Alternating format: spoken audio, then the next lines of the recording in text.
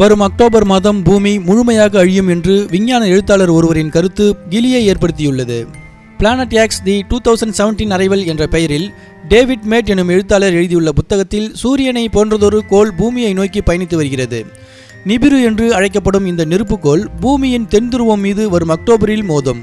இதனால் பூமி முழுமையாக அழியும் என்று எழுதியுள்ளார். சூரிய குடும்பத்தின் விளிம்பு பகுதியில் இருப்பதாக நம்பப்படும் நிபிரு கோளின் இருப்பை சில விஞ்ஞானிகள் கேள்வி எழுப்ப, அப்படி ஒரு கோள் இருப்பதாக டேவிட் மேட் போன்ற கான்ஸ்பைரசி அறிவியலாளர்கள் சத்தியம் செய்கிறார்கள். பூமியை விட பல மடங்கு பெரிதாக உள்ள அந்த கோள் பூமியை நோக்கி பல ஆண்டுகளாக பயணித்து வருவதாகவும் வரும் அக்டோபரில் பூமியின் மீது அந்த கோள் மோதும் என்றும் கூறுகிறார் டேவிட். ஆனால் டேவிட்டின் இந்த கருத்தை நாசா முழுமையாக நிராகரித்துள்ளது. நிபிரு என்ற கோள் கற்பனையே என்கிறார்கள் நாசா விஞ்ஞானிகள். ஏற்கனவே 2012 மற்றும் 2015 செப்டம்பர் மற்றும் டிசம்பர் மாதங்களிலும் இதே போன்ற பீதியை கிளப்பினர். நல்ல வேளையாக அப்போதெல்லாம் பூமி உடைந்து சிதறாமல் பாதுகாப்பாகவே இருந்திருக்கிறது.